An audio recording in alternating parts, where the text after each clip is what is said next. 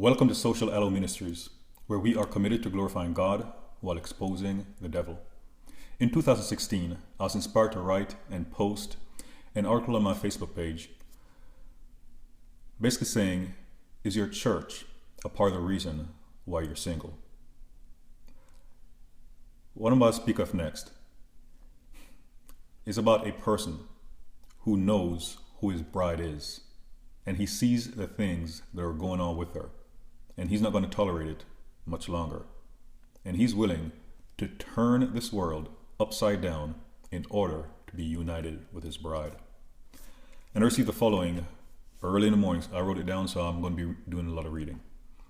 The church is referred to as the bride of Christ. However, many ministers are trying to block the Lord from getting to his bride, his church.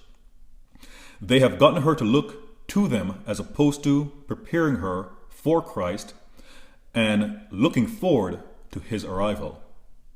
Some have taken her as their own bride, like how Phaltiel defiled David's wife, Michal. But despite Phaltiel's tears, he had to return David's wife because the marriage was never legal. See, David was married to Saul's daughter Michal. Saul basically caused David to run away into exile. And he spitefully gave David's wife to another man, even though he knew that David was alive because he was chasing after him. But he spitefully gave David's bride to another. But King Saul ended up paying with his life. And when David ascended to the throne, he wanted his wife back. David paid the price for his wife. Christ, he paid the price for his bride, the church, and he's not going to allow anyone to defile her. Other ministers want to give the Lord a false bride, like how Laban gave Leah to Jacob, even though he had been engaged to Rachel. The Lord is not going to accept a false bride. A minister, no devil on this earth is going to give the Lord a false bride. See, what Laban and Leah did was witchcraft, sorcery. God hates divorce, but divorcees are not condemned to hell.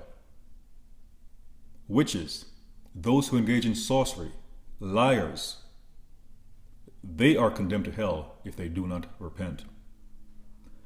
The Lord will not accept any substitutes. He will utterly reject a false bride. If a Leah tries approaching the Lord, he is going to put her out. He is going to put her out.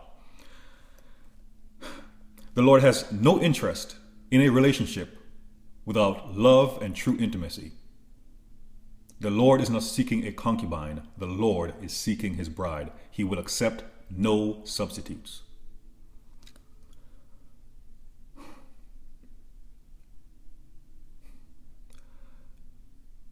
Some ministers are also trying to give the Lord a Hagar. But Hagar can only produce carnal things. The Lord is not interested in producing an Ishmael. He wants his Sarah so that they can produce an Isaac. God is a spirit. We worship him in spirit and in truth. God is not after the things of the flesh. He's after things of the spirit. And again, the Lord does not want a concubine. He wants his bride.